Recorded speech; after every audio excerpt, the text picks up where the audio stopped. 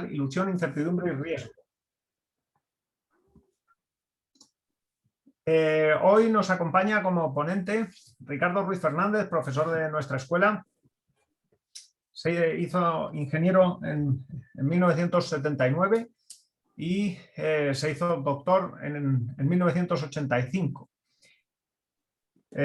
Tuvo una estancia en Estados Unidos con una beca Fulbright y a su vuelta, un poquito después de su vuelta, fundó la empresa RGB Medical Devices, que es, desde el punto de vista que nos va a hablar hoy, la experiencia que nos va a contar hoy, tiene que ver con su experiencia en esta empresa que se dedica a la ingeniería de productos médicos.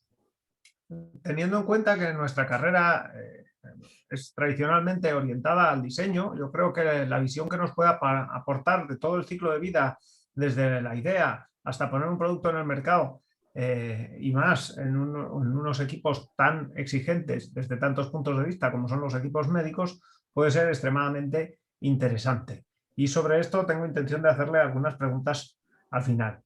Fue mi profesor de electrónica, continúa siendo profesor de electrónica en la escuela y sin otro preámbulo que manifestarle una vez más el cariño que le tengo, pues le doy la palabra. Cuando quiera, Ricardo.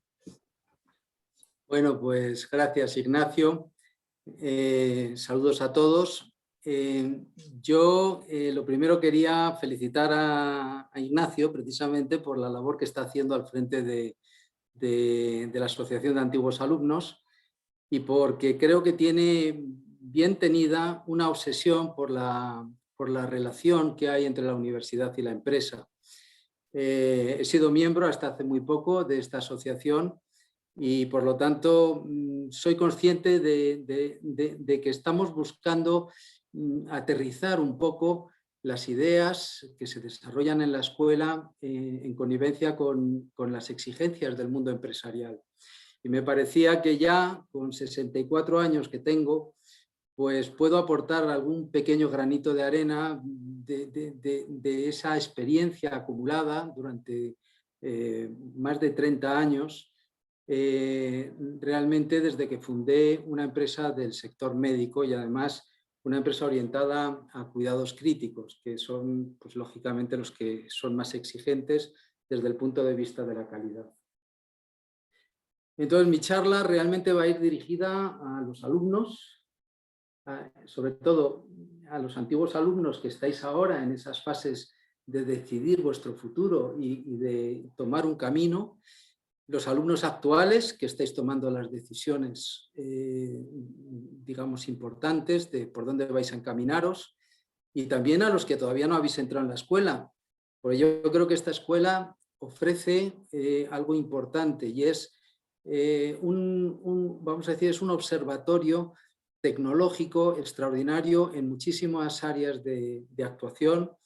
Realmente se sale con un conocimiento amplio de muchos temas diferentes y creo que es el caldo de cultivo precisamente necesario para temas como es el de la bioingeniería. La ingeniería biomédica ahora mismo pues está muy de moda, vamos a decir, pero no está exenta de dificultades, ¿verdad? Y lo que sí es verdad es que la escuela pues aporta desde muchos ámbitos una visión que siempre es necesaria en el caso de la bioingeniería. Bueno, mi charla realmente tiene 7 puntos, no de igual longitud, y lo que yo quiero es más o menos en 45 minutos contaros primero en qué consiste esta empresa, qué cosas hacemos, sobre todo hacen, porque ya hoy en día es una empresa con una estructura propia y con un equipo de personas que funciona autónomamente, pero que siempre ha tenido al principio, en el origen ha sido un embrión y sobre eso también quiero hablar, ¿no? Sobre los orígenes de una idea y la creación en torno a ello de un negocio.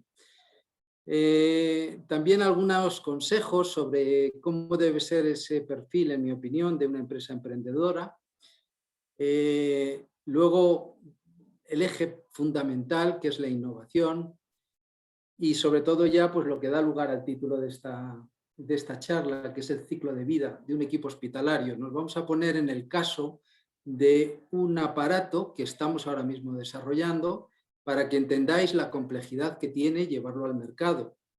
Y realmente veréis que tenemos que tener en cuenta cosas que a lo mejor a priori no se nos habían ocurrido.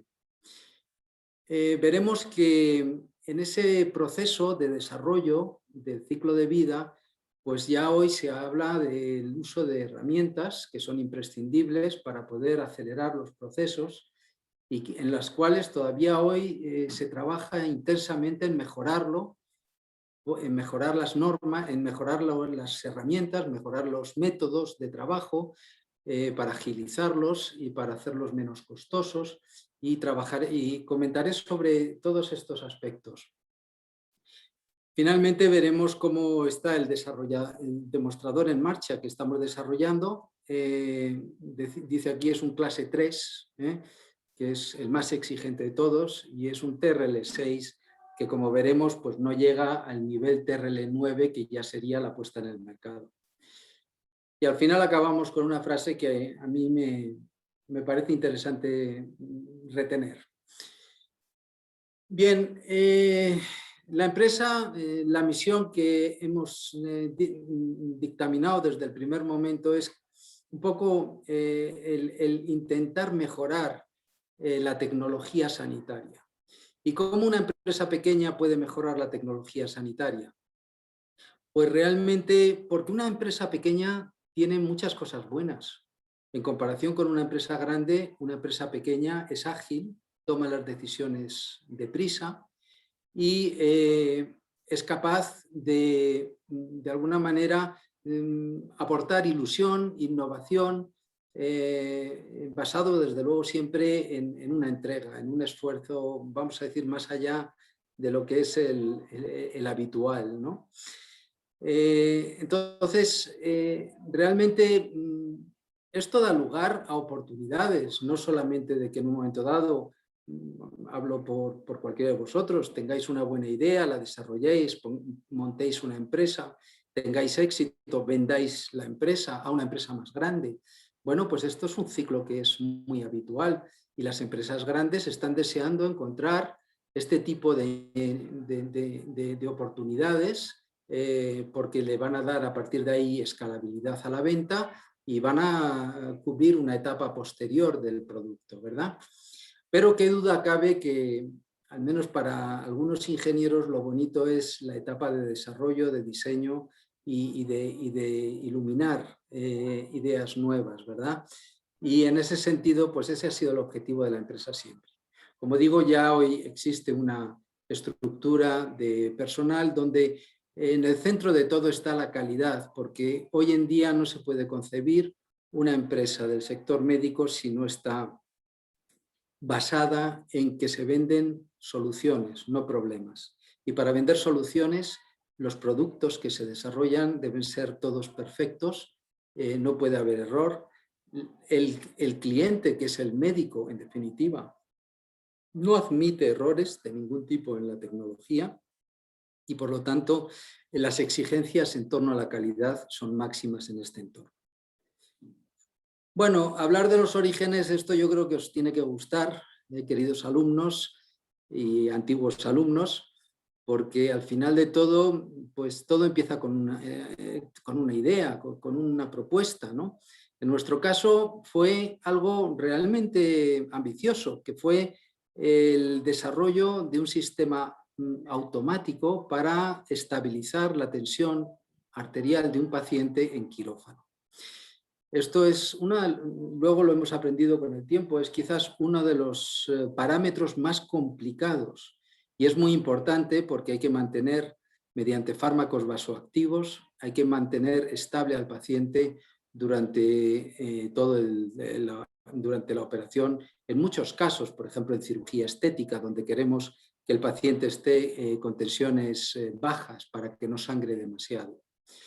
Nosotros desarrollamos este equipo que veis aquí en la figura. La bomba es bomba Brown. Lo que desarrollamos fue esta pequeña cajita que realizaba la función de monitoreo de la presión arterial y la toma de decisiones en todo momento de la dosificación a infundir al paciente.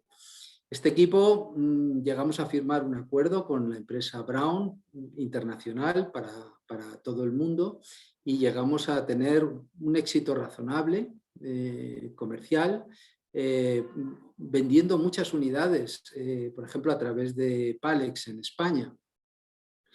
Los médicos estaban muy sorprendidos, pero muchos levantaban la ceja diciendo cómo un aparato podía tomar decisiones terapéuticas, porque estaban acostumbrados a que los equipos eran diagnósticos puramente. Y en este caso el aparato toma decisiones de dosificación de fármaco. Esto, naturalmente, no eran buenas noticias, pero tiene que ver también un poco con el estado de madurez. Ya no hablamos de la tecnología, que en este caso se demostraba que la tecnología podía funcionar y funcionaba muy bien, pero sobre todo de la aceptabilidad del producto en el mercado.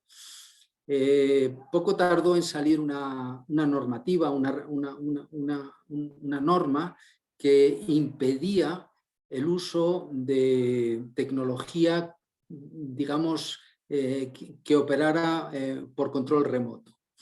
Esto al menos rompió completamente todas nuestras expectativas en aquel momento, estamos hablando del año 95, y tuvimos que reinventarnos completamente. Y para hacerlo, pues fuimos a la estrategia más sencilla, que era lo que mejor sabíamos hacer, que era hacer monitores tradicionales de toda la vida, que eran monitores multiparamétricos, pero algo diferente teníamos que hacer si queríamos ganar el mercado. Entonces, en la línea de actuación nuestra, empezamos con el aparato que os he enseñado, el Varicontrol. En el año 95 tuvimos que hacer un giro radical a una línea de monitorización. Posteriormente fuimos los primeros en Europa en comercializar un equipo para telemedicina en centros geriátricos. Desarrollamos en el año 2005 una tecnología para implementando una norma que os voy a comentar más tarde. Voy a dejar aquí la línea, continúa hasta lo vamos a ir nuestras transparencias posteriores, vamos a ir viendo poco a poco las cosas. Aquí veis una línea de productos muy amplia. En el centro está el equipo en el que ahora tenemos depositadas todas las esperanzas, que es el Vision Air. Es un monitor multiparamétrico que contiene pues, prácticamente todos los parámetros necesarios para quirófano o para UCI. Pero sobre todo, y aquí llamo la atención, contiene las bases para desarrollo de tecnologías innovadoras futuras. Si somos capaces de industrializar productos que tengan una apreciable innovación por una parte, pero una capacidad de crecimiento por otra, realmente podemos utilizarlos como base de desarrollo para equipos futuros. Y esa es en la línea en la que estamos ahora mismo. Las cosas que os voy a contar del nuevo producto serán algo que implementaremos como un componente software sobre este monitor, que actualmente pues, es uno de los más completos del mercado. Hemos desarrollado una central de enfermería para en una UCI, por ejemplo, pues poder tener 20 camas monitorizadas, muy fácil de manejar. Y como digo, la base de todo siempre está en la innovación y en la creación de una arquitectura pensada para la evolución continua. Precisamente esa evolución está de la mano de la capacidad de hacer cosas nuevas, como es el tema de dosificación de fármacos.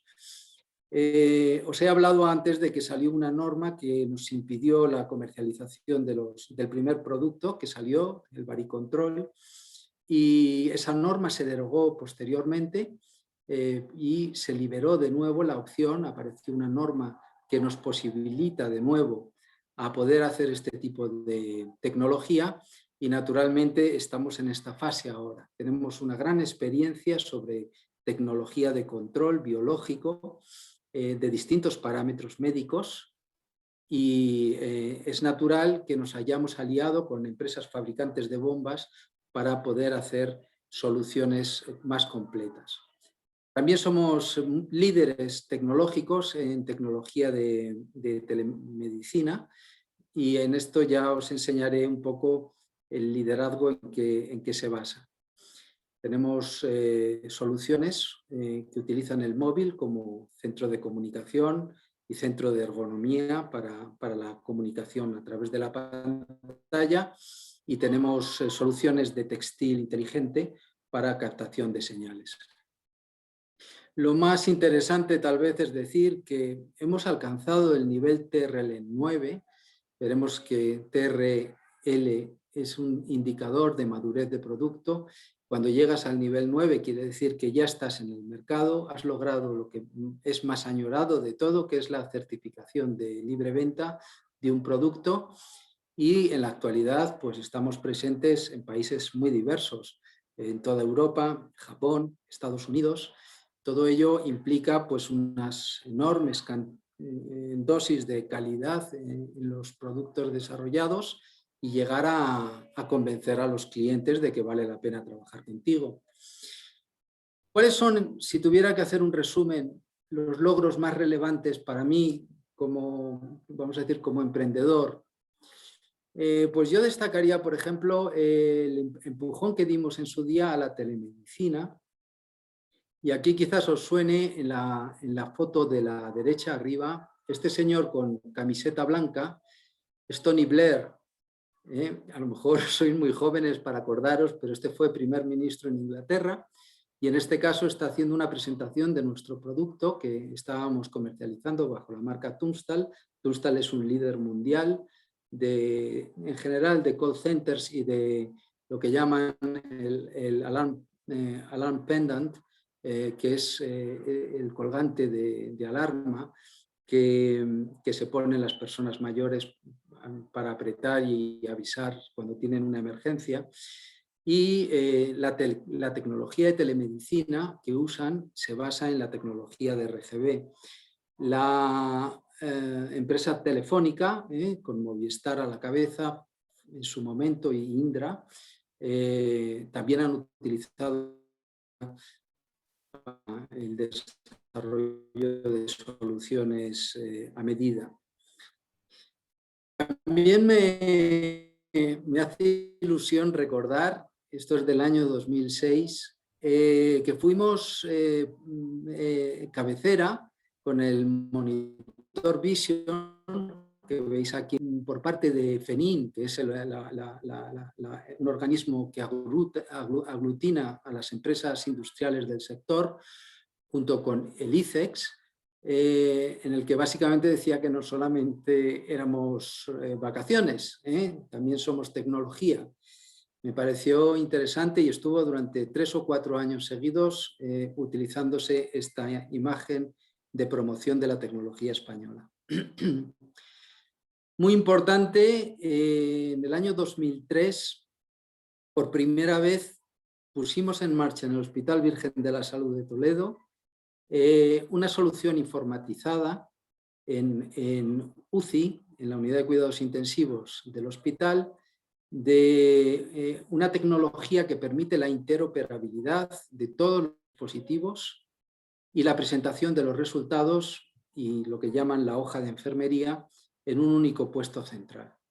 Esto fue en su momento un hito, hasta el punto de que vino el Comité Europeo de Normalización, el CT256, a España, y concretamente tuvimos unas sesiones en la Escuela de Ingenieros Industriales y posteriormente visitamos el hospital, de manera que en la sala, en el piso cuarto del hospital, podíamos visualizar el estado de la cama 20 de la UCI y viendo la evolución de los datos del paciente.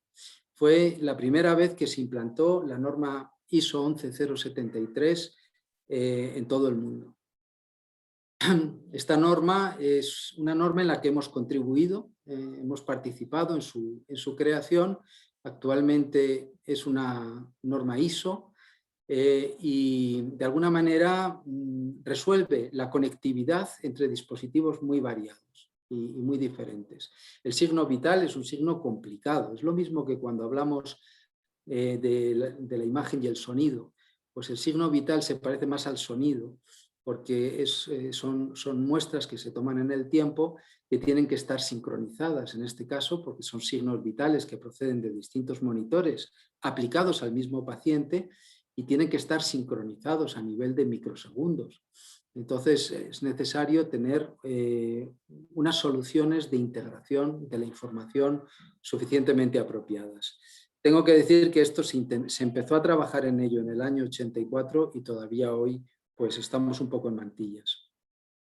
No voy a entrar en cómo se hace, pero es una tecnología muy avanzada basada en un modelo de dominio de la información orientado a objetos que es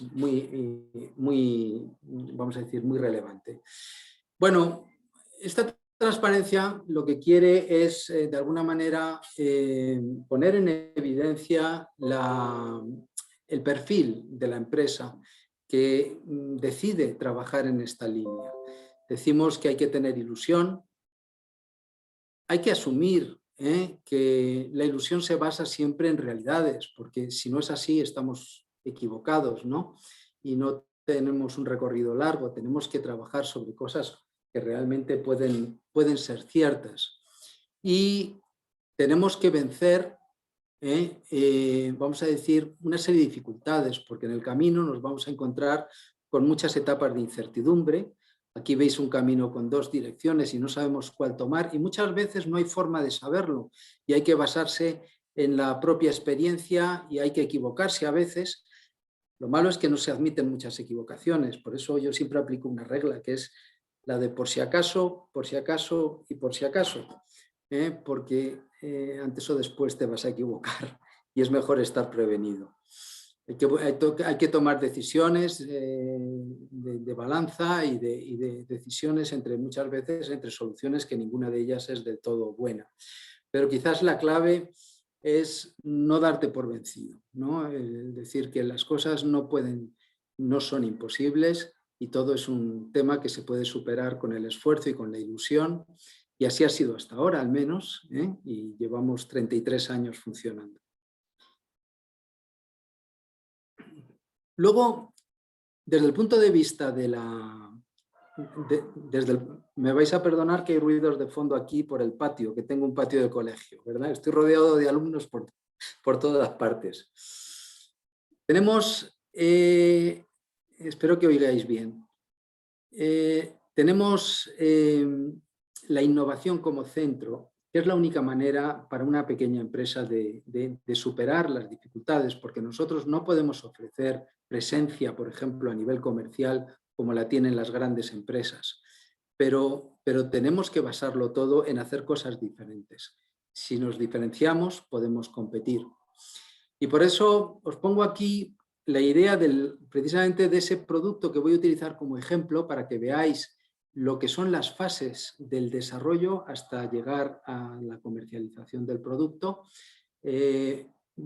sobre un ejemplo particular. Y este ejemplo va a ser retomar el tema que en su momento hablamos del controlador de presión arterial, pero que ahora ya lo vemos con una perspectiva diferente. En su momento era un equipo físico, pero ahora es un componente software que vamos a incorporar en nuestro monitor multiparamétrico. Este monitor tendrá los mecanismos para conectar con la bomba de infusión. En este caso no será una sola bomba de infusión, será un árbol de bombas de infusión.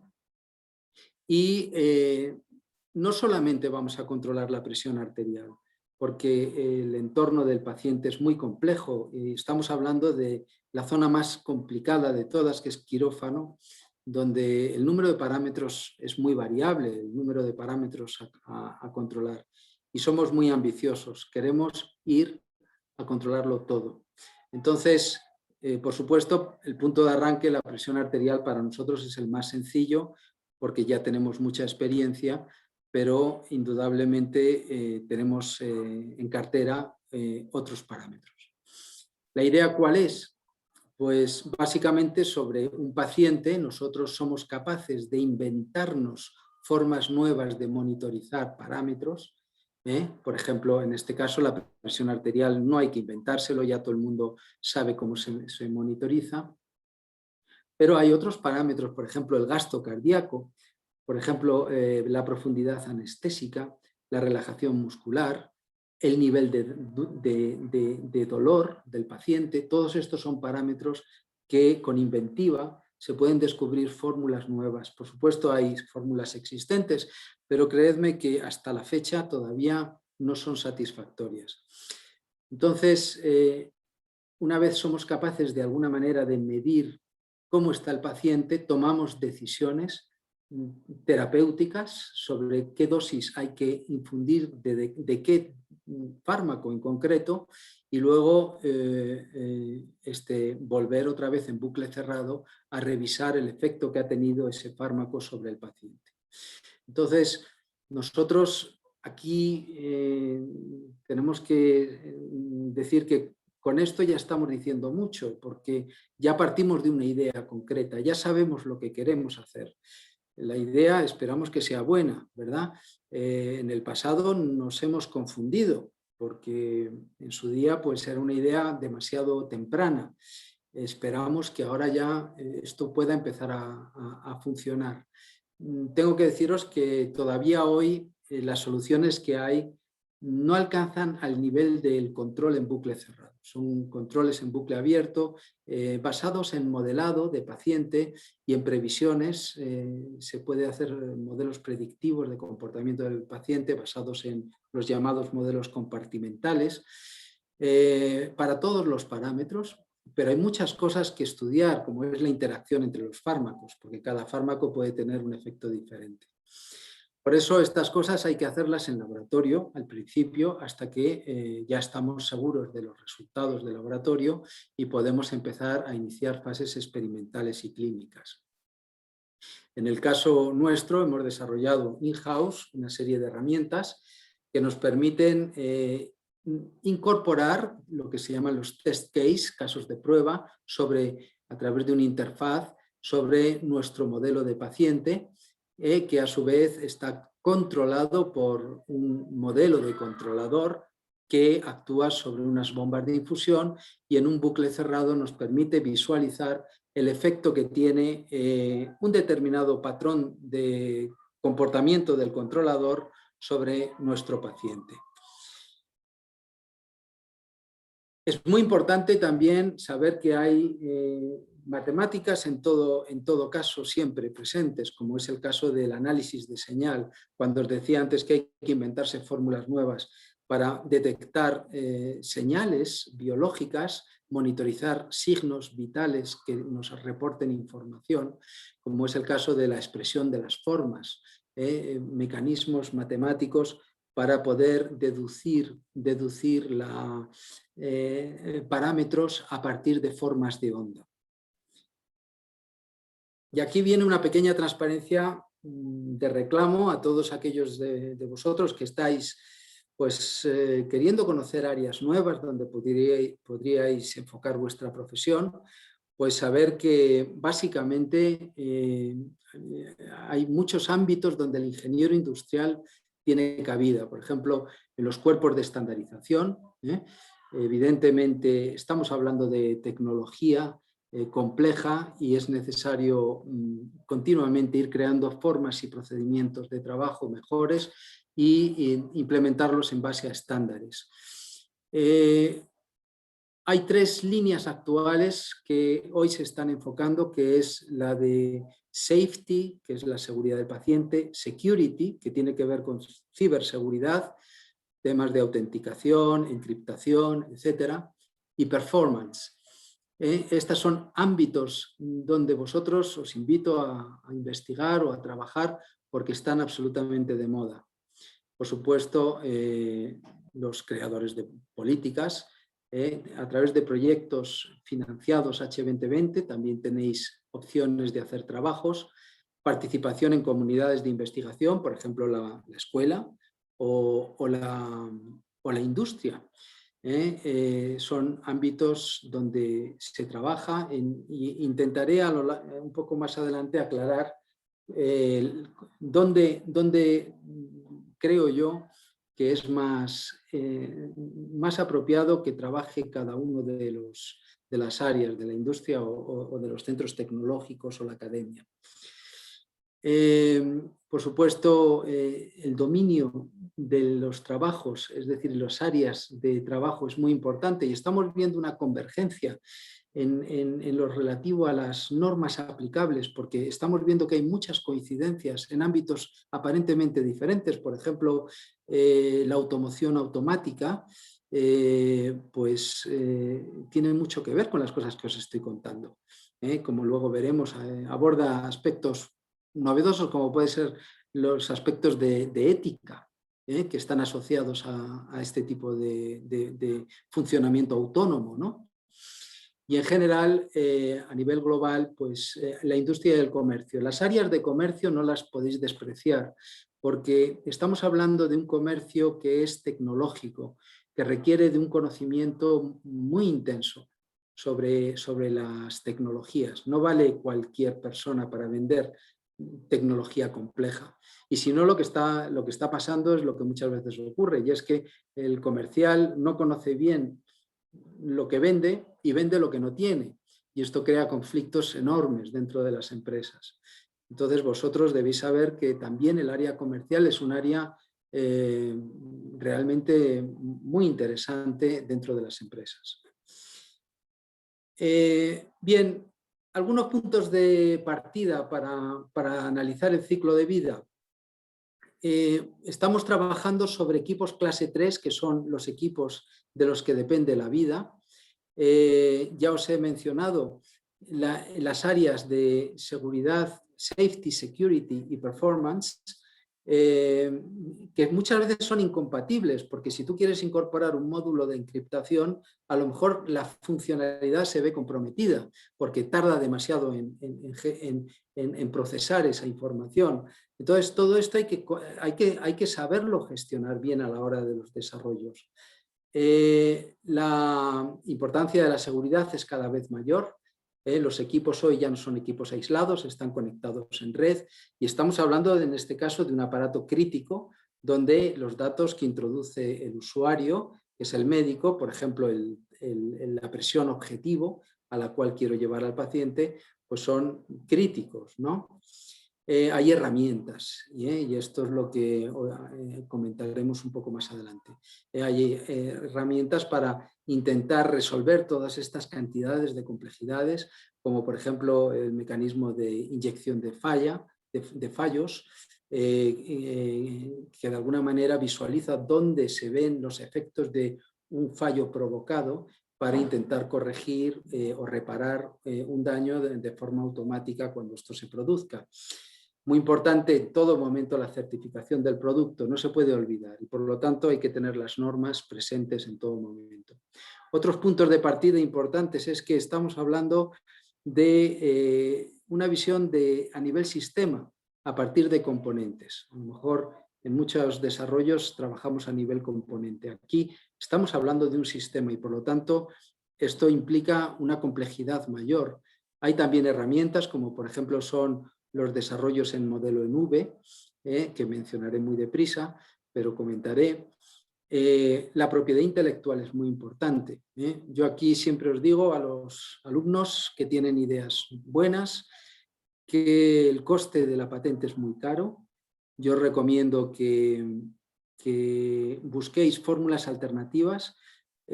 Hablaríamos largo y tendido, pero se me ocurre de momento daros un nombre para que investiguéis, que se llama una página web que se llama Safe Creative. Como esa hay muchas, pero son mecanismos alternativos a hacer una patente, por ejemplo. Y, en mi opinión, tienen muchas ventajas. Los nuevos requisitos actuales nos llevan a lo que se llama la coingeniería. Tenemos que trabajar en equipo y abordar aspectos que hasta ahora no se contemplaban de forma conjunta y ahora sí, como es el de la performance, ciberseguridad y la seguridad del paciente. Luego el desarrollo de demostradores es importante, toda la técnica que eso conlleva y cómo se van a evaluar la performance a través de los indicadores, los KPIs, la performance de estos y el nivel TRL, ¿no? Technology Readiness Level, que queremos alcanzar. El más alto sería el nivel 9, que es cuando ya llevamos el producto a mercado. Pero nosotros en este caso no estamos aspirando a llegar tan lejos porque sabemos la complejidad de un equipo clase 3 y en el corto plazo nos estamos planteando un nivel 6 nada más. Bueno, esta transparencia es muy importante y resume lo que sería el ciclo de vida integral desde lo que es la definición del producto, la fase I+D+I, con todo lo que eso implica, y fijaros qué cortita es la fase roja, y realmente aprendemos enseguida que representa un porcentaje relativamente pequeño del coste total que implica llevar un producto a mercado.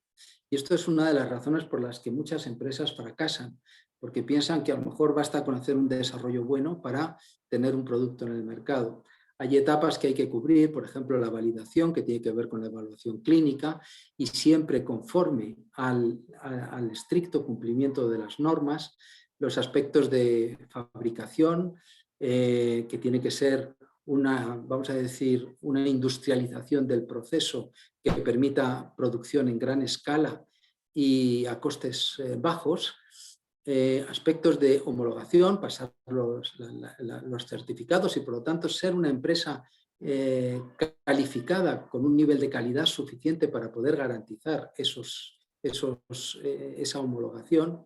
Y luego las etapas de venta y postventa, que acaban pues incluso cubriendo el reciclado del producto, ¿no? Para asegurarnos que no hacemos daño al medio ambiente. Todas estas son áreas de actuación en las que los ingenieros tenemos mucha cabida, cualquiera de ellas tenemos mucha cabida y hay mucha tecnología en cada una de ellas y hay muchas herramientas y muchos métodos aplicados.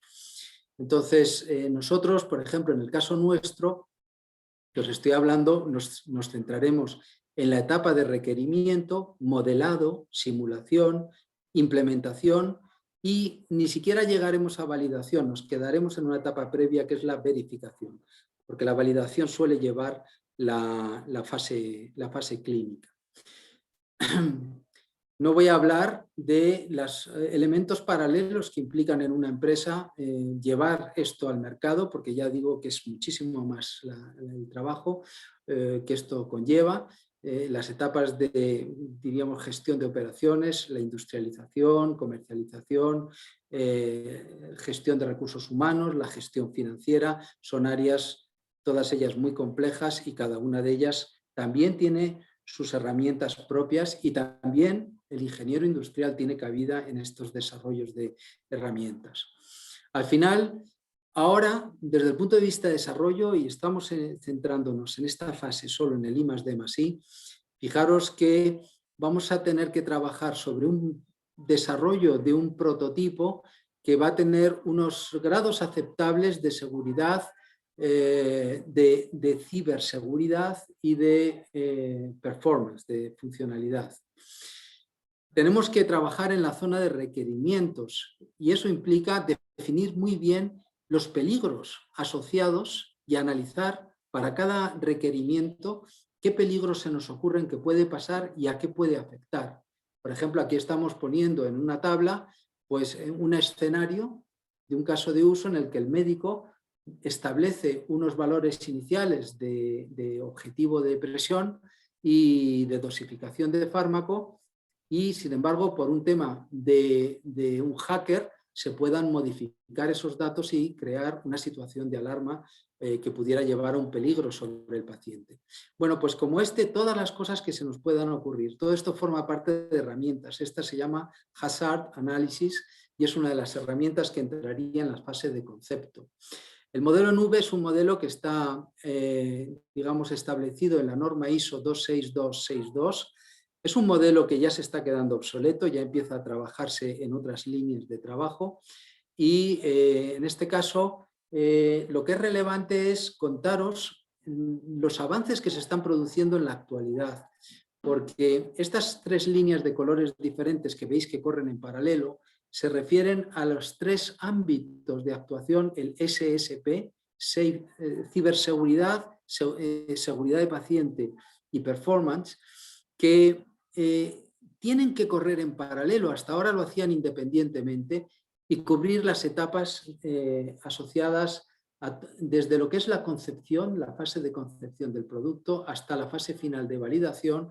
Hay que ir por distintas etapas, como es el diseño del sistema, el desarrollo, etapas de integración de componentes y pruebas y la validación final.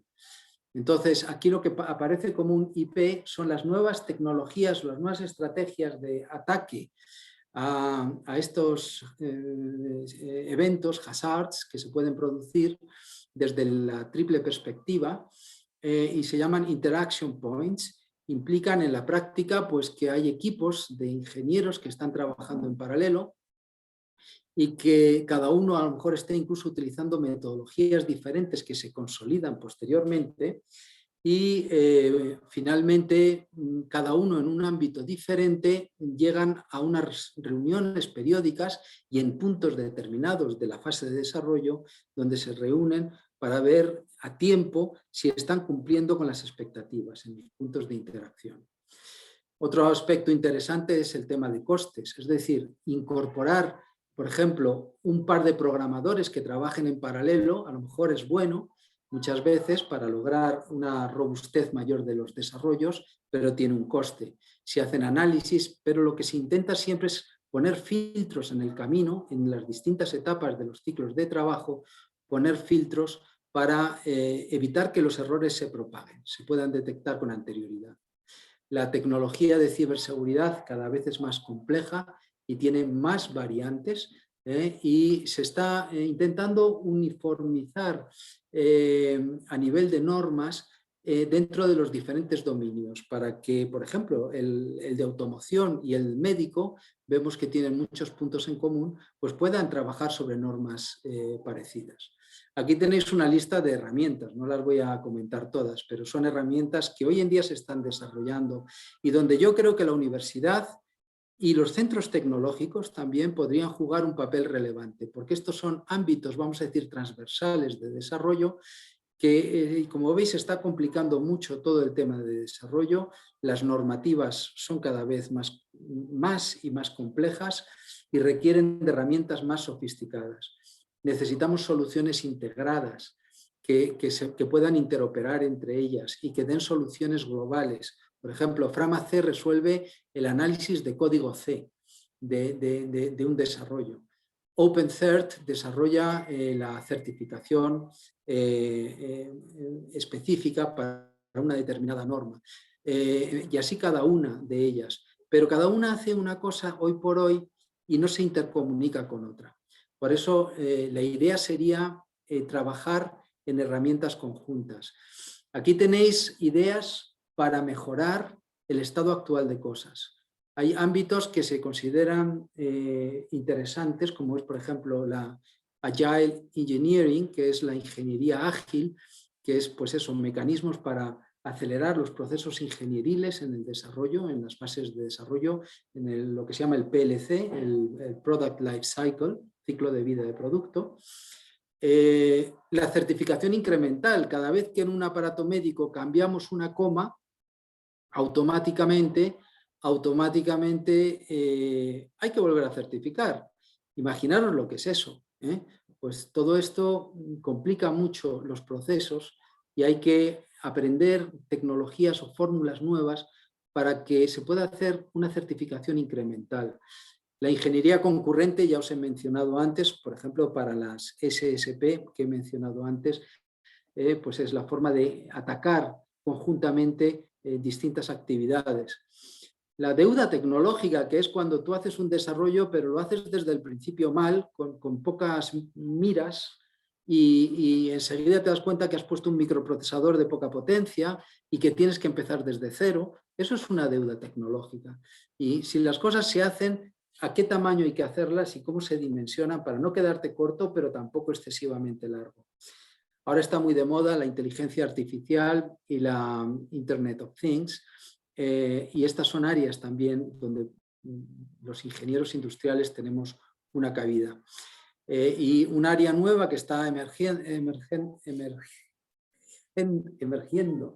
que es la usabilidad, que es la capacidad la ergonomía, la facilidad de uso de las cosas. Todo esto está poniéndose muy serio, porque los productos tienen que ser fáciles, muy naturales de uso. Y esto ya se está llevando a nivel de normas también. Bueno, aquí una mención también a la certificación y, cómo no, las guías éticas. Si estamos hablando de sistemas autónomos, como os he dicho yo antes, en un producto de control automático, tendremos que cuidarnos de las guías éticas. También hay normas que se están desarrollando en este ámbito, asociadas a la ética relacionada, porque hay que abordar aspectos, por ejemplo, ¿qué pasa si algo sucede en quirófano o, por ejemplo, en un coche llevado automáticamente y atropella a alguien? Bueno, pues ¿cómo se resuelve? ¿Quién es culpable de esas situaciones?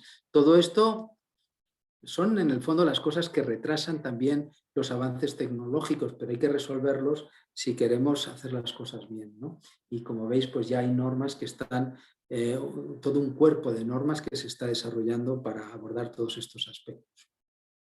En el ámbito médico la cosa se pone particularmente mal desde el punto de vista normativo, ya que hasta ahora nos hemos guiado por la Directiva 93/42/CE y ahora hay un reglamento nuevo que se pone en vigor precisamente la última semana de este mes, y que sustituye al anterior. Esto tiene unas consecuencias abismales. El nuevo reglamento es una vuelta de tuerca más sobre los ya muy exigentes mecanismos de reglamentación actuales. Y todo ello pues, nos lleva a que las normas y el cumplimiento de las normas es una labor esencial en todo desarrollo. No nos podemos olvidar de ello. Entonces, por ejemplo, aquí he resaltado en amarillo la norma que habilita la posibilidad de realizar los controladores fisiológicos que os mencionaba antes y que apareció en el año 2008, pero tenemos normas para todo tipo de aparatos. Incluso, por ejemplo, esta 13485 es una norma específica para producto sanitario para la gestión de la calidad a nivel de empresa, no a nivel de producto, a nivel de empresa. Nuevas normas, por ejemplo, para la gestión de riesgos, muy importante. Las normas asociadas al HACCP que os he mencionado anteriormente. No quiero alargarme demasiado explicando todos los detalles de las normas, pero ya veis que hay normas para dar y tomar. Aquí en la 26262, que ya os he mencionado, sobre el ciclo de vida, pero hay otras normas también que están emergiendo, como es la 62443, también es IEC, que también tiene que ver con el ciclo de vida del producto, o la 21434, cada una desde un enfoque diferente. Por ejemplo, la 61508 se trata de, sobre todo, una norma que busca la seguridad básica del paciente, y realmente no contiene un ciclo de vida en sí mismo como puede ser la de 26262, pero afecta a un aspecto concreto del ciclo de vida. Bueno, ya nos centramos al final en lo que es la puesta en marcha en este ciclo de vida del producto controlador que estamos haciendo. Para explicaros, nosotros trabajamos primero con una herramienta que hemos desarrollado nosotros mismos, y a la cual, digamos, a nivel de ingeniería de proceso, le estamos incorporando una serie de herramientas externas para analizar aspectos muy diferentes. Por ejemplo, el código C que estamos haciendo, por ejemplo, el nivel de coste que estamos teniendo, aspectos de autocertificación. PathMod es el modelo de paciente que estamos utilizando, y aquí cada una tiene su variante sobre nuestra herramienta a nivel de ingeniería de proceso. Pero básicamente este es lo que llamamos el Hardware in the Loop Test Bench Platform, la plataforma de pruebas para poder inyectar un caso de prueba específico a nuestro sistema. Por ejemplo, decir, vamos a trabajar con un paciente de 100 kilos y vamos a trabajar con rocuronium y vamos a ver cómo evoluciona el nivel de concentración del rocuronium en la sangre con un perfil de dosificación X. Y entonces podemos obtener los resultados y analizamos el porcentaje de tiempo que hemos logrado que el paciente se encuentre dentro de unas bandas establecidas. Todo este tipo de cosas, como veis, requiere trabajos in-house, pero también el desarrollo o la utilización de metodología externa. Al final, aquí veis los distintos componentes que estamos utilizando, la bomba de infusión a la izquierda, el monitor, un simulador de brazo, en este caso, para la presión arterial, y el ordenador, que es donde incorporamos todas las herramientas software que estamos utilizando. Aquí un poquito en grande. Utilizamos modelos compartimentales para simular el comportamiento del paciente. Trabajamos con empresas importantes. Por ejemplo, estos son desarrollos que estamos haciendo con Siemens para la profundidad de la anestesia en el paciente. Y hacemos simulaciones utilizando en este caso una herramienta que ellos manejan que se llama el AMESIM o una herramienta más compleja que es el PAVE 360, donde en definitiva nosotros en un momento dado les entregaremos un controlador, en este caso de anestesia, de profundidad anestésica, no tiene nada que ver con la presión arterial, y el propio sistema ya tiene su modelo de paciente y de comportamiento para ese fármaco en particular. Al final estamos viendo que hay unas enormes similitudes, porque por ejemplo esta gente de Siemens está trabajando en el AVP, que es el Autonomous Valet Parking, que es bueno, pues el guardacoches automático, para dejarlo aparcado el coche, le das las llaves y te lo aparca automáticamente sin conductor. Pues están utilizándolo para esa aplicación y estamos trabajando para ver hasta qué punto es un ejercicio paralelo el tipo de control que estamos haciendo nosotros. Desde luego tiene muchos aspectos asociados de riesgo sobre el usuario y de trayectoria a recorrer que son equivalentes en los dos casos. Al final, pues estamos yendo a la robotización del paciente. Os enseño en un dibujo los elementos que físicamente habrá en el quirófano. Será el árbol de bombas, será el monitor. En este caso sustituiremos el paciente, estamos sustituyéndolo por este simulador de brazo para hacer un control de presión arterial. Lo conectamos, la medida de presión en el manguito, lo conectamos con el equipo y mostramos las pantallas. Aquí veis el target de la presión objetivo a la que queremos llegar. Le decimos la dosis inicial de un fármaco, que es el nitroprusiato sódico, o de otro fármaco que opera a nivel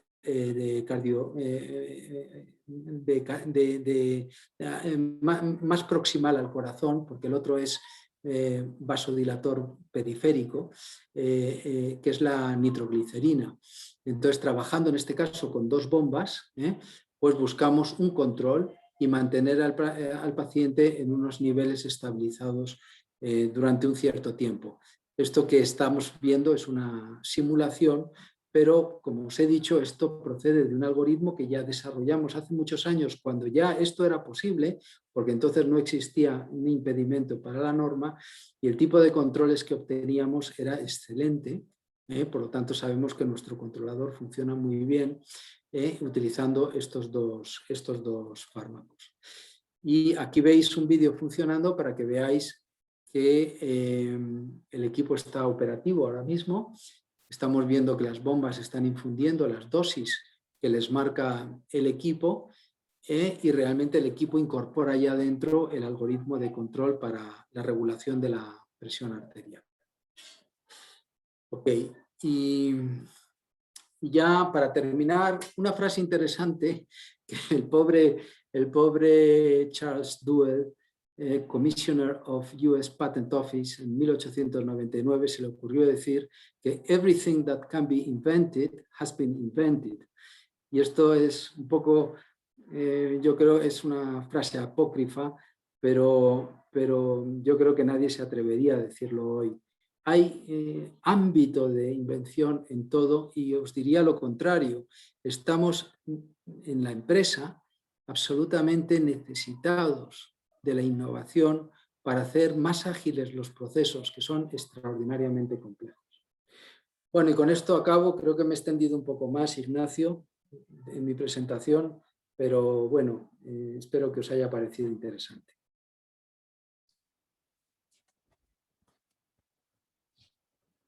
No sé si me ves, Ricardo. A ver, sí. A ver, un segundito que te... Perfecto. Bueno, muchísimas gracias. Yo tengo infinidad de preguntas, entre otras cosas porque mi disciplina original es la electrónica y el control y la ingeniería de procesos, que veo que has tratado largamente y que has identificado como una de las claves. Primero quería hacerte algunas preguntas sobre, pues, poniéndome en el lugar de la persona que tiene una idea y quiere llevarla adelante. Esto es ingeniería de producto, al fin y al cabo, y uno normalmente parte de una idea técnica y luego esto hay que materializarlo en una organización y en una asignación de recursos que normalmente suelen ser escasos.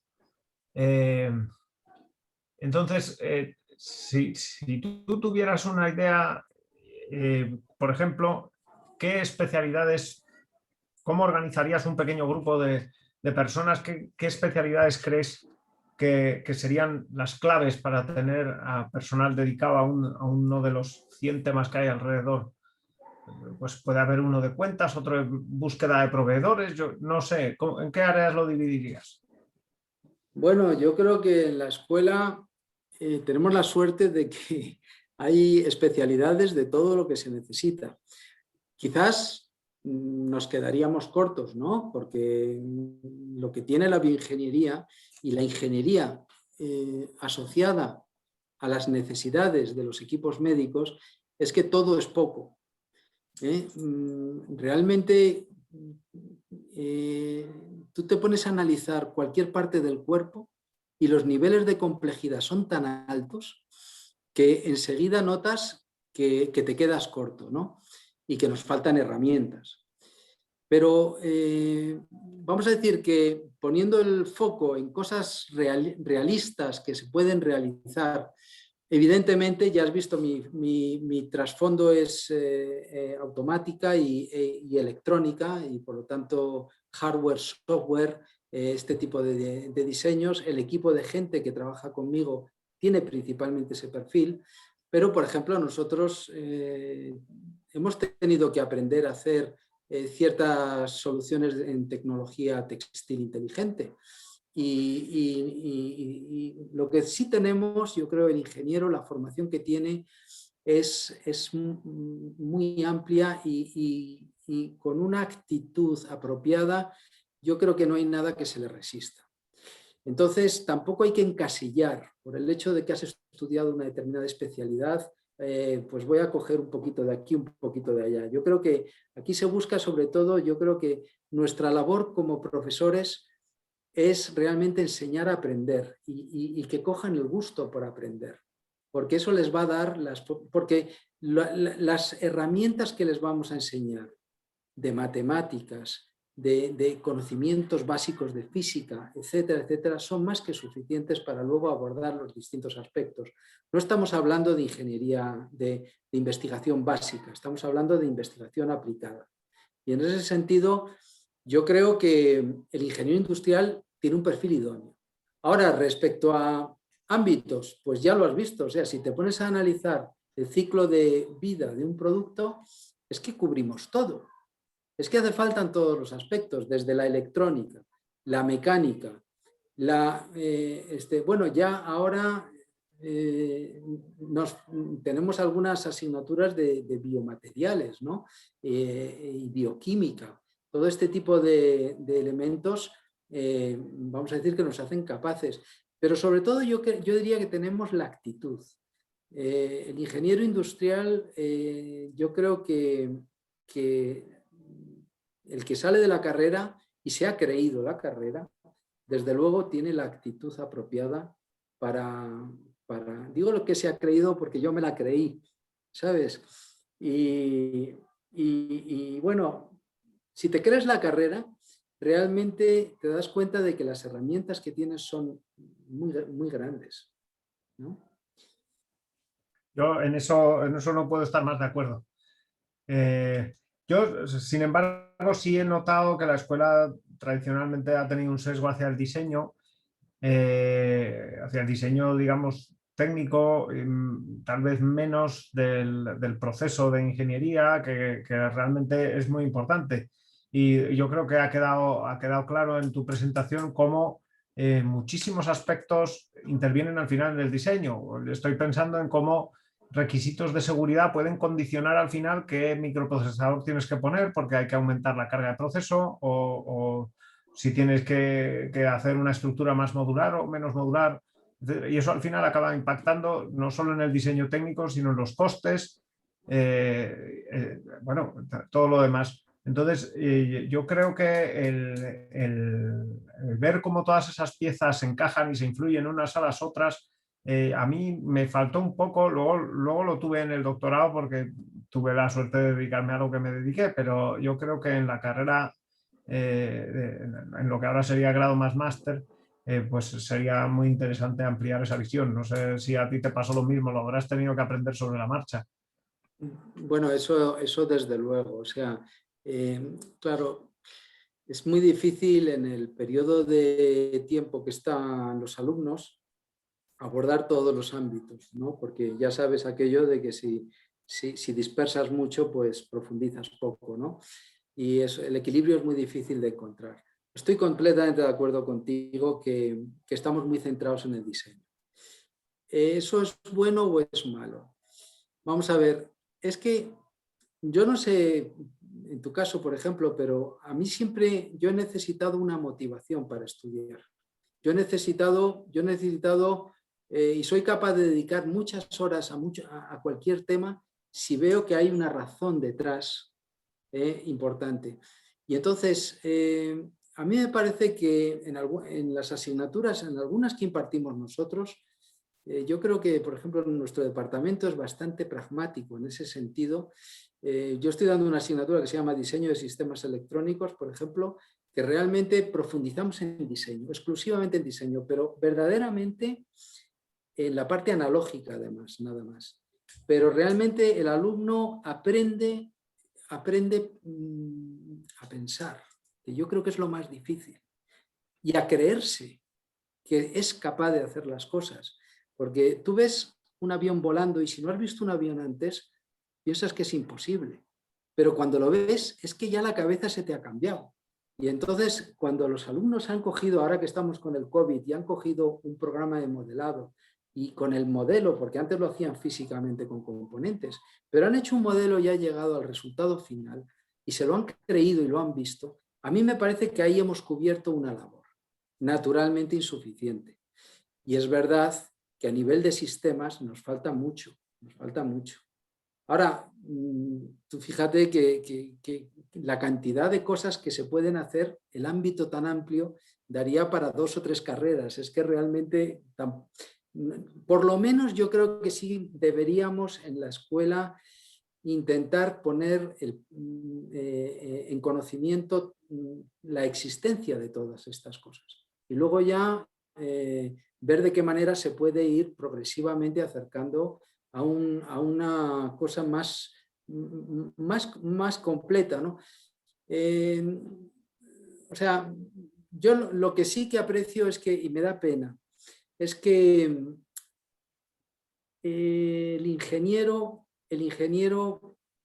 tiene una gran capacidad de desarrollo de ideas, de inventiva, pero el recorrido hasta el éxito es que es desértico, es complicadísimo.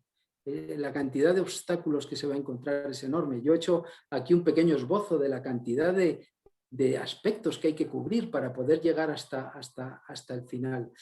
Y lo que sí que he hecho en falta, por ejemplo, es organizarse, organizar el trabajo. Por ejemplo, las escuelas para mí deberían actuar en actividades transversales, multidominio, en las que realmente los conceptos son replicables y nos especializamos en optimizar esos procesos.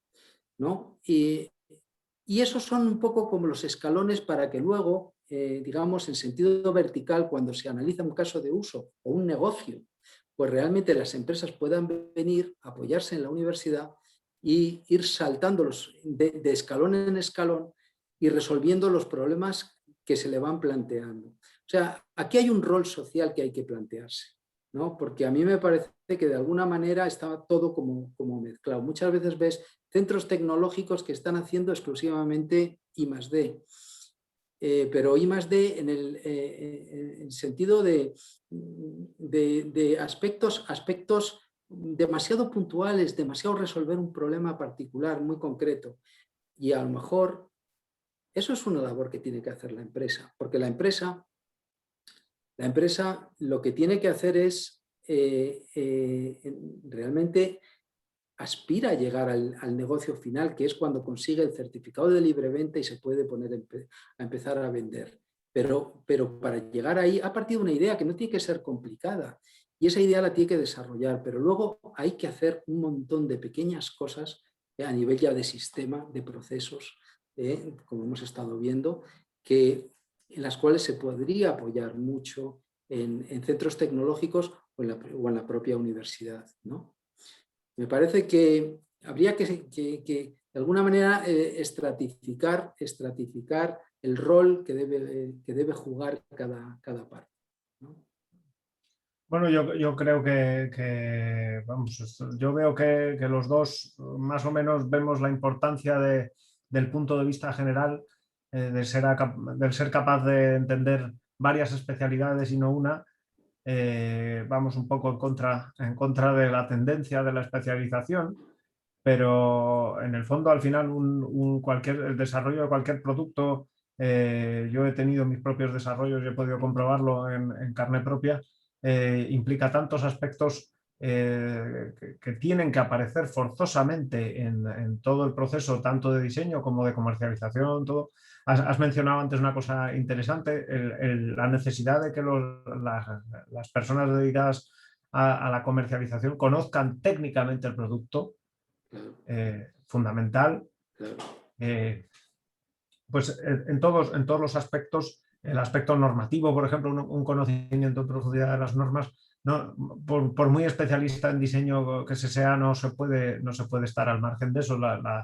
Bueno, yo no he estado mis desarrollos no han sido de equipos médicos, que son lógicamente mucho más exigentes, pero el marcado C habitual de cualquier producto pues puede implicar una cantidad de normas importante y unos ensayos que condicionan Sí, el diseño o pueden condicionarlo. Tú, por ejemplo, tú habrás pasado millones de ensayos de compatibilidad electromagnética, etcétera. Claro, eso condiciona el diseño, condiciona cómo se diseñan las absolutamente. pistas, etcétera. Claro. Entonces, yo creo que un conocimiento, alguien tiene que haber en un desarrollo de producto que tenga esa visión capaz de integrar todo, saber cómo encajar todas las piezas. Sí, sí, es así. Hoy yo creo que se hace sobre la base de la experiencia y de los años posteriores al estudio. Y hoy por hoy es como está ocurriendo, ¿no? Pero claro, ¿cómo esto lo podemos incorporar en la universidad? Es difícil. Aparte hay un tema cultural. O sea, el ingeniero, yo creo que muchas veces el alumno ingeniero le gusta la ingeniería, como es natural, o como debe ser, pero no se da cuenta de que a lo mejor su posicionamiento como comercial podría ser muchísimo más exitoso desde el punto de vista económico igual de satisfactorio, porque a fin de cuentas la labor del comercial no dista mucho de la de ser un ingeniero, hay unas metodologías de trabajo, etc. Y mi experiencia es que el ladrillo de las empresas, el mejor ladrillo que tenemos es el ingeniero. Yo esto lo tengo clarísimo. O sea, lanzo aquí una lanza en favor de dos chicos que doy los nombres, Antonio González y Javier Corral, que han sido mis colaboradores toda la vida, en base a lo cual la empresa se ha creado, porque en realidad yo como profesor no tenía tampoco mucho tiempo de dedicación. pero realmente lo bueno que tiene es la interlocución con los ingenieros. Es que estamos hechos, digamos, nos han enseñado a pensar, a analizar y a ver más allá de las propias palabras muchas veces. Entonces mi comunicación con los ingenieros de la empresa es muy sencilla. Y quiero decir, cuando tú ves otros perfiles, pues es mucho más complicado. Es otra cultura, es otra forma de ver las cosas y te sorprende. Entonces, los ingenieros pueden ser excelentes comerciales y en una empresa sabemos que un comercial bueno es el elemento más valorado de la empresa, porque es el que trae el negocio, a fin de cuentas. O sea, que, no sé, animo también a los alumnos a que no dejen ese lado de vista también, ¿no? Porque es parte de todo el proceso al final y parte esencial para el éxito, ¿no? Cuando te llega a ti, algunas veces me ha pasado, hace muchos años, tenía un comercial que me vendía cualquier cosa, pero era lo que no teníamos. Y claro, creaba unos conflictos tremendos con los ingenieros, ¿no? Porque no se daba cuenta de las dificultades que eso suponía, ¿no? El aspecto comercial, en mi experiencia, por lo menos ha sido un aspecto clave que en mi caso falló. Por eso no siguió adelante la iniciativa, porque todo el plan de desarrollo de producto en las etapas iniciales, lógicamente, se basaba en tener unos ingresos que permitieran financiar la siguiente parte de I+D, etcétera. Entonces, la importancia de esa no se puede subestimar, es una importancia, por lo menos en las etapas en las que yo me vi, pues estratégica para que pudiera seguir adelante todo. Hombre, no hemos hablado de eso, pero en el ciclo de vida está también, dentro de la gestión operativa, está el tema financiero, la gestión financiera, ¿no? Y al final no puedes gastar de lo que no tienes.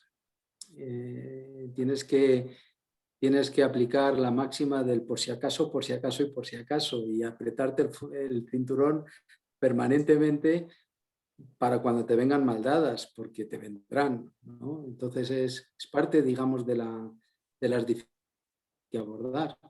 Y es Esto una que pena dices porque... ahora, Sí. lo que dices ahora me recuerda a otra cosa que has mencionado antes, pero que me parece de una importancia capital, que es el tema de la motivación. Van a venir mal dadas, vienen seguros, vamos. Y además, no todas las adversidades tienen el mismo sabor. Unas vienen por temas técnicos, otras vienen por temas de plazos, otras vienen por temas de financiación. Y yo creo que hay que crearse unos mecanismos, y esto ya no es ingeniería, aunque está dentro de un contexto de ingeniería, hay que crearse unos mecanismos psicológicos que te permitan poder con esas situaciones, con el estrés y ser capaz de pensar en situaciones que a lo mejor pues no lo tienes fácil. Supongo que tú habrás tenido de eso bastante. En el 95 me imagino que cuando os pusieron la norma vetando Claro que sí, esto forma parte del día a día. Ni siquiera de que haya ocurrido una vez. Yo creo que cada día te llevas 2 noticias buenas y 5 malas. O sea, en general no hay un día que pase que no te lleves un disgusto de algún tipo, ¿no? Pero también eso es resultado de la actividad. Cuando haces cosas, bueno, es frecuente que haya fallos o que se produzcan complicaciones. Si no haces nada, desde luego no tienes nada de lo que lamentarte, pero tampoco nada de lo que alegrarte, ¿no? Entonces, tienes razón que hay que hacer una costra, hay que saber vivir con ello.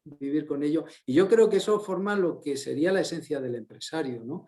El empresario, yo creo que necesita sentir que vale la pena su trabajo en algún sentido. Y está dispuesto para ello a pagar un precio muy alto, y ese precio es el fin de semana. Y con eso te digo el tiempo libre y te digo los hobbies y te digo muchas cosas, ¿no?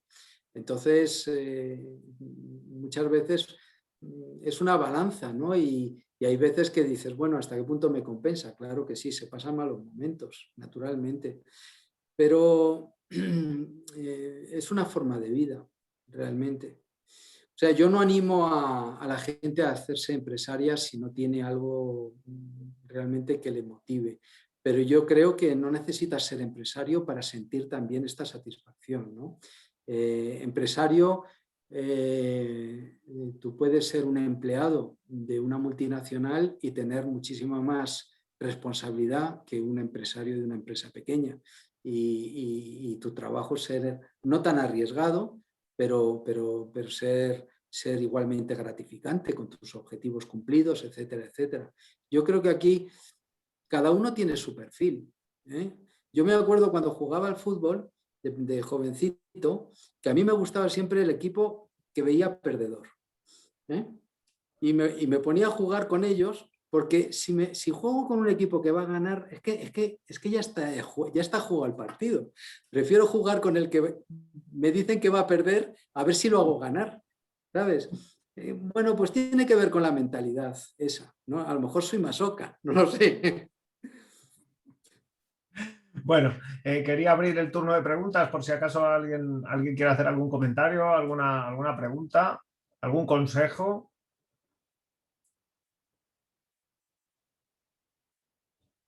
Ricardo, yo puedo seguir hablando contigo. Años y años. Sí. Sí.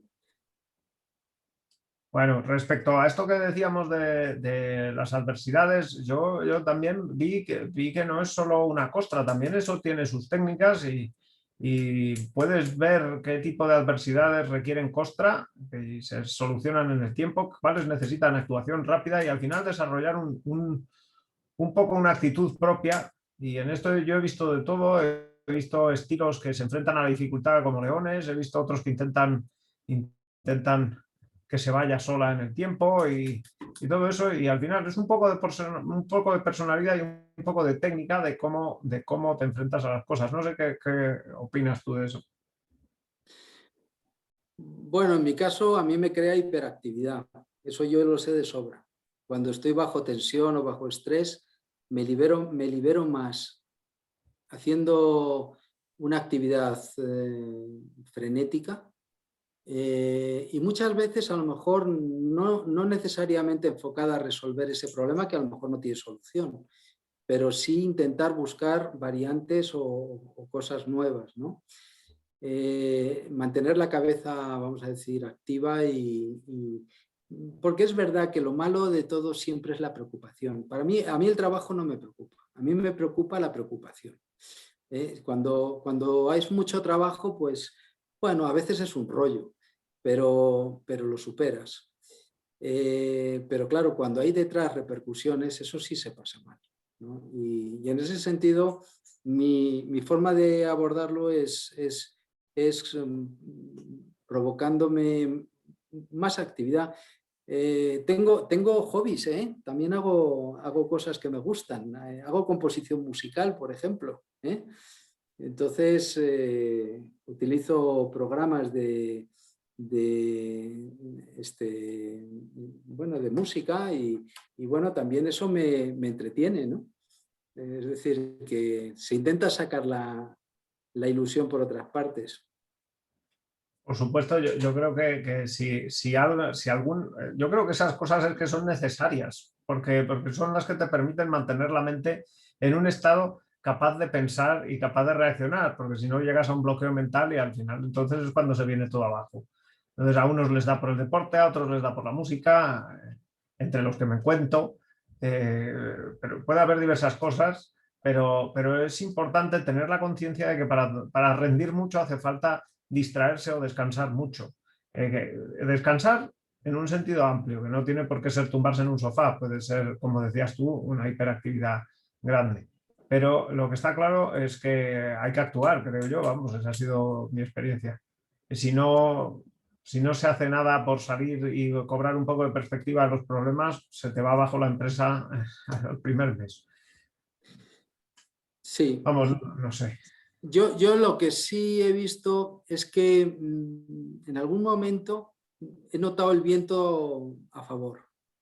Es decir, los arranques son muy duros siempre, pero ha habido algún momento en el cual, y no sé decirte exactamente el por qué, pero he notado que las cosas son más fáciles.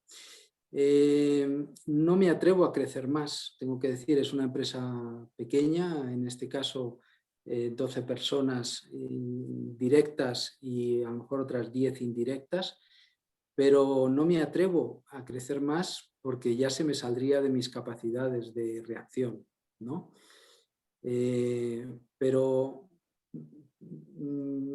y la verdad es que el leitmotiv sigue siendo el mismo, que es hacer cosas que valgan la pena a nivel de asistencia médica, porque una vez que ya te metes en profundidad te das cuenta de que hay mucho que hacer, muchísimo que hacer.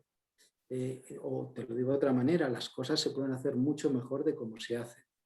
Entonces, esto no va a salir, en mi opinión humilde, de una gran empresa la solución, porque las grandes empresas funcionan de otra manera. Ellos tienen sus mercados ya ganados y tienen sus estructuras organizadas para gestionar esos mercados.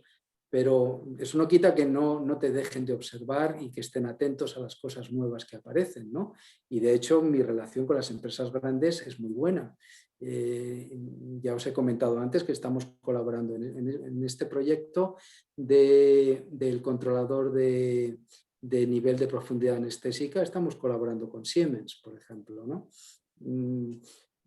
Es decir, para mí las grandes empresas no son los enemigos, a pesar de que me ganan en casi todas cada vez que hay un concurso se lo llevan ellos, pero no son mis enemigos, realmente funcionamos de forma sinérgica. Tenemos cada uno nuestra ubicación y sabemos cada uno dónde estamos y realmente, bueno, es armónico, ¿no? Y ya, para terminar, ya te dejo, Ricardo.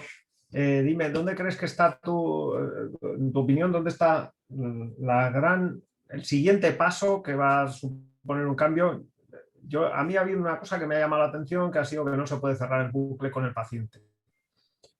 Bueno, evidentemente eso ya nos posiciona en control en cadena abierta, que es muy por detrás de lo que se hace normalmente en control, o sea que podríamos llegar mucho más allá. ¿Por qué no se hace eso? ¿Cuándo se dará el salto? Ya. Bueno, realmente ya se ha resuelto el problema legal que existía hasta ahora. Es decir, desde el punto de vista legal es posible cerrar el bucle. ¿Cuál es el problema? El problema es, para mí, es un problema que hay que vencer y es el de la mayor resistencia que existe siempre, que es que los médicos acepten que un aparato toma unas decisiones que corresponden, en su opinión, a los propios médicos. Es lo mismo que con los coches automáticos, ¿no? Oye, yo no me he puesto todavía en el asiento de un coche automático, ¿no? Y todavía no me pongo, por si acaso. Entonces, hay unas fases que hay que pasar y hay que superar. Y es que los médicos se convenzan, se den cuenta de que realmente esto es posible. Y luego también la estrategia que nosotros perseguimos con esto es que como pequeña empresa que somos, también nuestras ambiciones no son las de las grandes empresas. Y entonces queremos hacer soluciones que sean de bajo coste y sean realmente pragmáticas. Entonces, hasta ahora, por ejemplo, ya existen equipos de control en bucle cerrado para profundidad anestésica. No las grandes marcas, la General Electric y, por ejemplo, la Dräger o la Siemens, todavía están en nivel bucle abierto, pero empiezan ya a utilizar modelos, etc. Pero, por ejemplo, la Johnson & Johnson sacó hace unos años un equipo que, si lo ves, pues es un pedazo de aparato que eso debe de costar $500.000 para hacer una cosa que entre tú y yo es un componente software. que se resuelve sin ningún problema. Entonces ya no es solo el impedimento del dinero, esta gente no ha enfocado bien el producto, ha querido ir a un producto que es demasiado caro para la utilidad que ofrece. Pero sobre todo es que el médico se asusta ante tamaño aparato en el quirófano que hasta entonces no tenía, ¿no? Entonces estamos jugando con eso.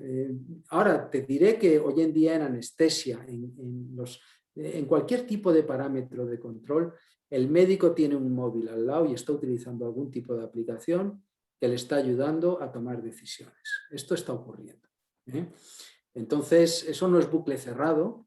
Estamos cerrando el bucle a través del propio médico, pero ya se están utilizando las herramientas que va a utilizar en su momento el bucle cerrado. Bueno, pues muy interesante, muy prometedor. Bueno, pues muchísimas gracias, Ricardo. A mí me ha interesado un montón y seguro que vamos a tener un montón de visitas en el canal de YouTube. Así que muchísimas gracias, Ricardo. Gracias a ti por invitarme, Ignacio. Un saludo. Un saludo. Hasta luego. Hasta luego.